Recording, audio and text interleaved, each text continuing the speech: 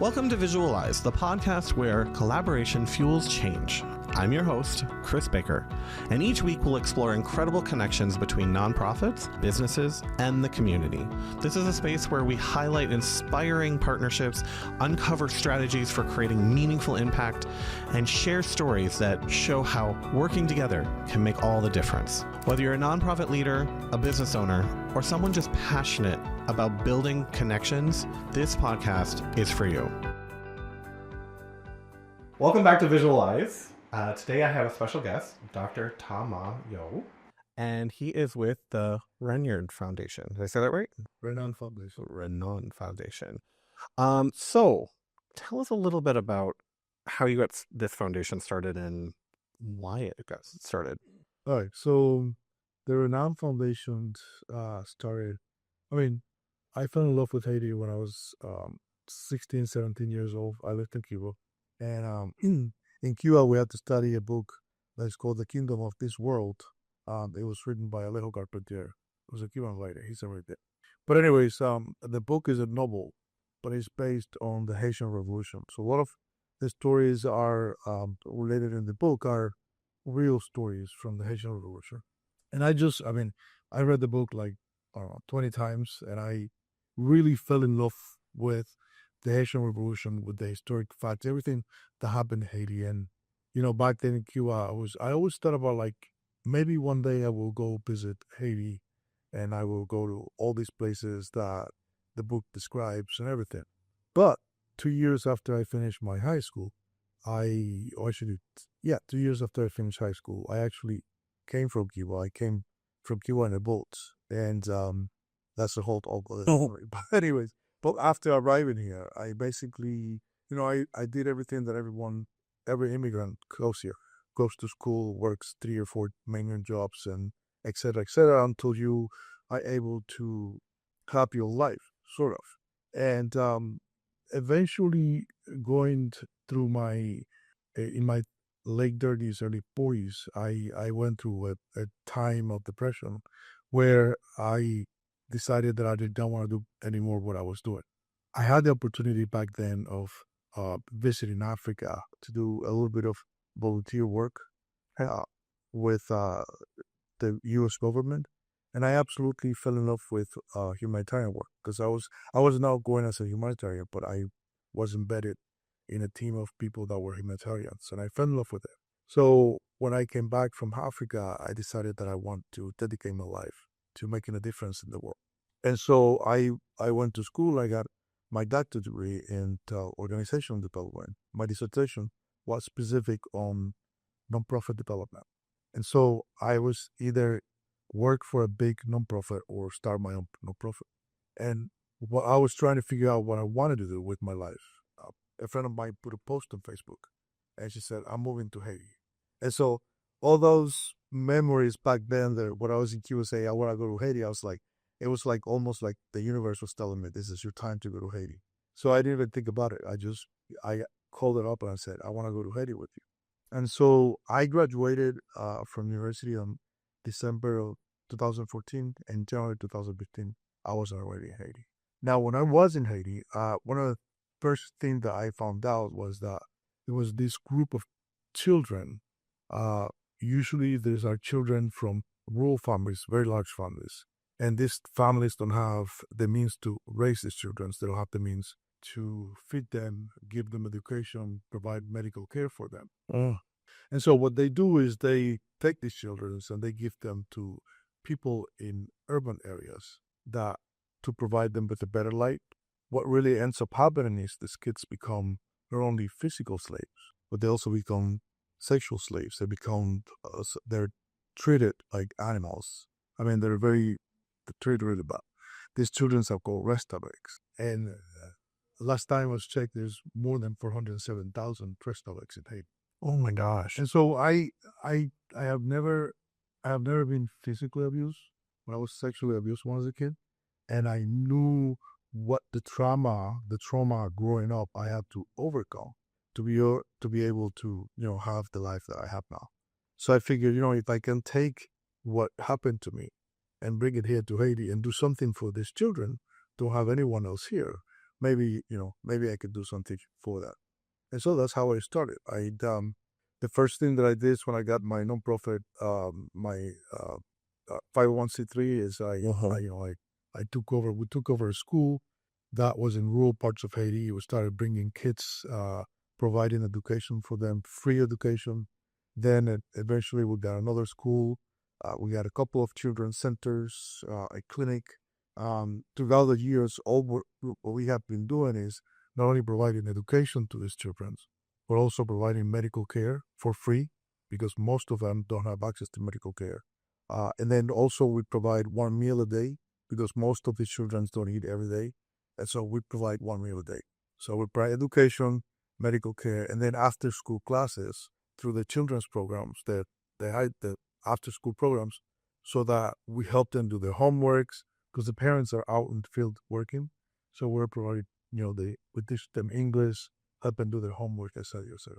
So the idea is to make sure that whatever is keeping the families from providing them for education, medical care, food, and it's a risk for the families to take them or to keep them away, for them to become breast topics. We take those risks out. And so the Cuban children are being in those communities are, they're staying with their families, they are educated, they're fed, all that stuff. I mean, just talking about through that whole entire journey, I could really feel it, what you're experiencing, like, and seeing. So I'm glad that this foundation is here to really make a difference. That's awful. That, I mean, there is, these children that are getting used in this way. Like, this is just we would hope at this point in our evolution of humanity that this wouldn't be a thing, but it unfortunately sounds like it still is, and it's still just really hard. So as your foundation is actually, working to end this child slavery and the sex trafficking, what are some of the collaborations that your foundation has had the opportunity to work with either for-profit businesses or other nonprofit businesses to really kind of move your mission forward? Right. So we've worked a lot with organizations in Haiti, local organizations. My focus has always been to make sure that I do as much educate as I can locally, not only to provide jobs for the people there, but also to provide opportunities for the community to support the work that we're doing. Here in the United States, I've worked with different in Jacksonville that go with me on a regular basis to provide dental care. I've also worked with FJ, HF, AHF. AHF. Yeah. I I worked with HF, AHF. One of the programs that I wanted to implement was HIV program because the Yeah. families didn't have that and there's more stigma related attached to it. So we actually implemented the first HIV program in our community in partnership with the HF. We did the tests, the testing, they give out the condoms, provided all the what they needed. The HIV prevention program also was linked to tuberculosis, and anyhow, anyone had tuberculosis, we follow up with them. Most of the follow up was given by HF, but they provided us with the money for us to start the program. There were other or non-profit organizations here.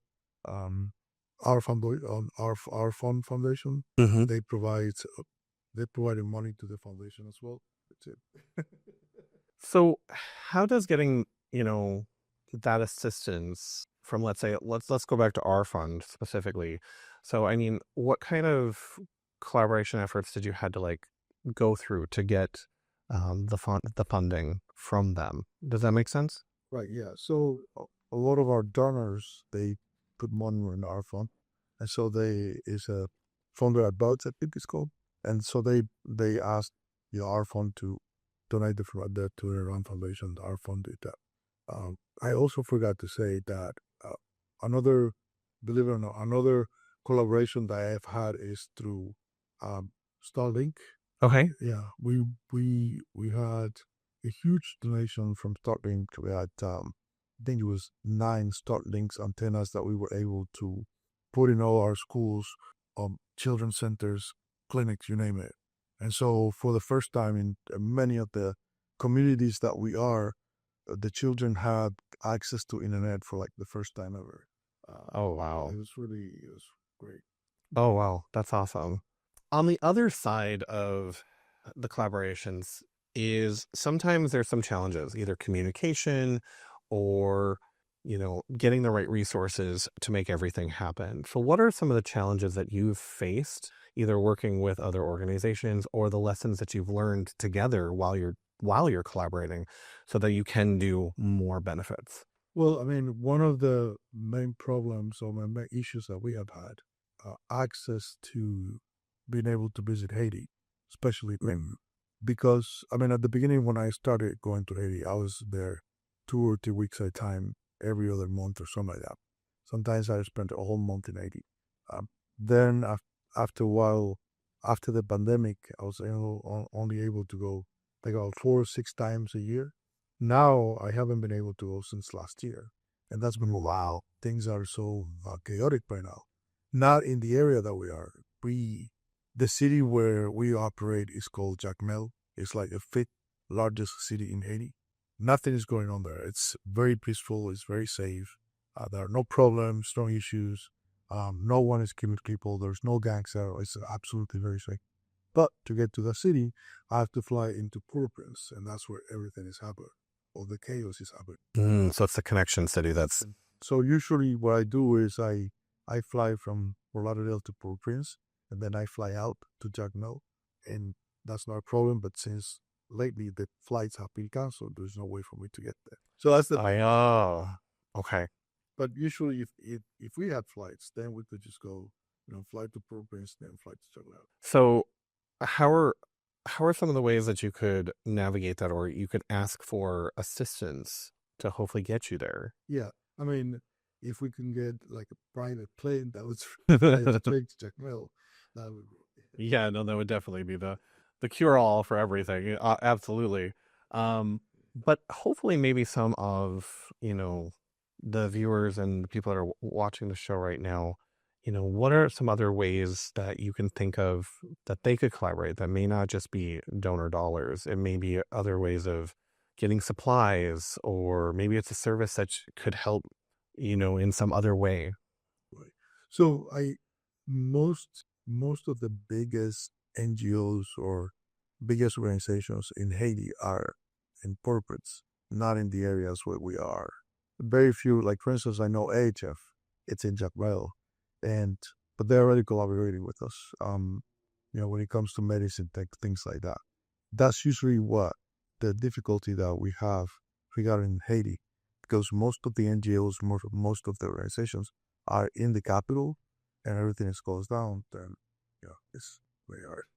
With Starlink, I mean, we have the opportunity to be with Starlinks that, we can communicate with our teachers. We're going to communicate with our executive directors there. We can communicate with the students, whatever it is that they need. We could do Zoom calls and talk to them and everything. But right now, we're a little, limited to what we could do going to Haiti. Yeah, for the travel piece of it, that's a little kind of a standstill at the moment.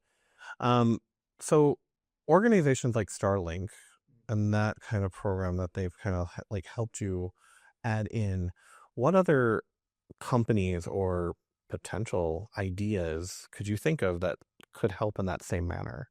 I mean, any organization that can help with medicines, or any organization that can help with education, any organization that can help with, school systems that could, for instance, teach our students English. That's one of the things that teachers that want to join and do a Zoom classroom or something like that. We can help. We can use that because we have Starlink now. Things related to, for instance, one of the things that I wanted to implement and I haven't been able to implement is the PayPal program, where children in the United States can communicate with the children via Zoom, and in Haiti, Okay. kind of like a video PayPal thing. Things like that those are things that we can definitely use and collaborate with other people. I think that's, that's a good ask. Like, especially if that's something that you were trying to achieve, bringing that out and, asking even here on this show is a good way to, future project that into reality. Because hopefully somebody that's listening might be able to go, oh, I know how I can help make that happen. The other thing that we can do is do telehealth. Maybe doctors here in the United States that are willing to see our patients there in the clinics. That will help a lot as well. Yeah, I mean, even just a couple hours a month, every little bit helps. Yeah, no, that I like that. That's an easier ask, I think, for, just say, hey, doctors, come on, if you can help 1 hour a month, if you have 10 doctors, that's 10 hours a month. That's a huge, huge assistance. So through your education and your healthcare services that you're offering, can you share one of the success stories that really stand out that it made a difference in one of these child's lives? Actually, the reason why I implemented the dental program when I went to Haiti was because it was very beginning. I was out in the community visiting families, filling children's, which is something that I used to do all the time when I was in Haiti. And we're visiting one of our kids from one of our families. The neighbor, who was not one of our families, I saw the kid that was sitting in their porch, their kid sitting on their porch, and this kid was crying. He was not happy at all. And I saw that his cheek was swollen. And I asked, we asked the parents what's going on and say, oh, yes, he has a tooth infection. I requested the case managers that worked for me to take the kid to the dentist. And I told the parents, I'll pay for it. Just make sure that you take him to the dentist in town. Yeah. Mind you, we're talking about these families are in the rural part, not in towns, Right. far away from town. And so I saw the kid that day, and then I went back. And then the next day, I came back to the United States. But a week later, my came managers called me, and when I asked them about the kid, they said, "Oh, the kid died from a tooth infection," and I was devastated. I was like, "Oh my God, I could have saved this kid's life. He was only 5 years old." And so as soon as this happened, I mean, I spent like a whole month trying to figure out how can I avoid this from happening again. And so I called a friend of mine who was a dentist in El Salvador, and he was working for a dental office in Jacksonville. And I told him, we have to implement a dental program. We cannot do this anymore. So he put a group together, and we went to Haiti 3 times, 5 times, with dentist, dental hygienist, and every time that we would go, we would see hundreds of children. Not only the children's in our under our program, but also children's in the community, and then we will see families, their parents, and stuff like that. So we implemented this dental program, and even though I'm not bringing dentists right now, well, what we have done is we hired a local dentist from town, and then they're coming to our communities to provide dental service. Oh, good. And it's funny because yesterday the managing director in Haiti took pictures on Facebook that I already put them on my face on Facebook, and it says it was a person, a gentleman from the community who walked 10 kilometers to go to our clinic to be seen by our dentist, and the dentist told our managing director, I would have charged him $400 in my private clinic to see him, and here with the Renand Foundation, he's being seen and he's not paid anything for it. So that's huge, huge, huge things that has happened now. Other things that we have doing, the fact that we are able to provide one meal a day. Most of the kids in our communities, they don't eat every day. In fact, the way the families in Haiti cook, because they don't have money to buy everything. What they do is, for instance, mom in the morning make a pot of rice or a pot of beans or whatever they have available, and then every time someone in the family is hungry, they come and they grab one spoon, and then they eat one spoon or two spoons from the pot, and then they walk away, and then 2 or 3 hours later, when they're hungry again, they do that. So these people don't eat every day, and when they do eat, the day is little by little. Yeah. They entertain and they're not hungry. So one of the the things that we implemented is all our children's in our school and our children's centers, they get one meal a day. But that's amazing. A lot of the food that we buy, a lot of the uh, vegetables, plantains, whatever meat, whatever that we give them, we buy them from the local farmers. So not only are we providing food for our kids, but we're also fomenting the economy of the local farmers. Some of those families are the families that we also help the kids with. Yeah, And that's amazing. it's a nice circle coming back to help. Yeah, that's awesome. So looking ahead, what are some of the strategies that your foundation is actually, looking to empower the unprivileged children in Haiti? And how can you expand that impact a little bit further? Well, I mean, right now we have 2 elementary schools and 3 children's centers. Our vision for the future is to be able to build a secondary school, middle school, high school, and then eventually to be able to build a trade school. I mean, that's the main final goal, right? So Yeah. we can take the child all the way from kindergarten to they graduate. And we're not thinking about university. We're just thinking about things that they can actually practice in Haiti, like, being a mechanic, a cosmetologist, a barber, things like that. Things that they can actually graduate and then go and work and earn a living out of that. Right. Oh, awesome. I like that. Having a trade school, giving them a full round education. Okay, awesome. So as we wrap up the episode here, I'm going to ask this first. How do people get involved? So how do they reach you to, assist these children and the foundation itself? Well, we do have a website, www.renandfoundation.org. We also have a phone number. People can reach me at my phone number, 954-558-8895, via email, atamayo@renandfoundation.org. My team of people here is very small. Most of the people that work for the Renand Foundation are in Haiti. I personally designed it like that. Okay. So, it's me. Now there's a new executive director coming up. And then we have a director of operation. That's our team here. And obviously, our board of directors. We are also looking to expand the board of directors. Okay. So we can get more people interested in becoming members of the board of directors and joining us. That would be great. We're also looking to expand our advisory committee, which is people that help us with their fundraisers, with the gala, and things like that.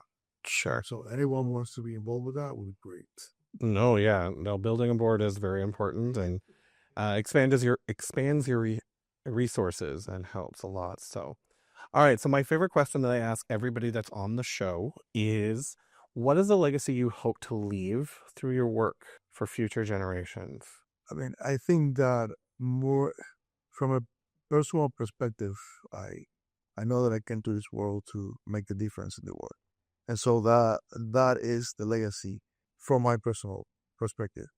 With the generations that I'm touching life, I'm hoping that these kids in Haiti get to transform their country and make a difference in their country as well.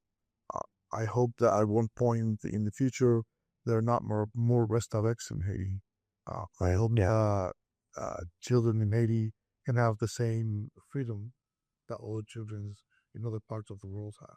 That's it. No, that's a beautiful legacy to, envision. And, I think you are making huge steps towards that. And we really appreciate it. So thank you so much for being on the show. If you're looking to get more involved, please reach out to the Renand Foundation and, join their board. So thank you again for coming on. Thank you. Appreciate it. Thank you for joining me on this episode of Visualize. We hope that the inspiration and practical insights can help you foster stronger connections and meaningful change.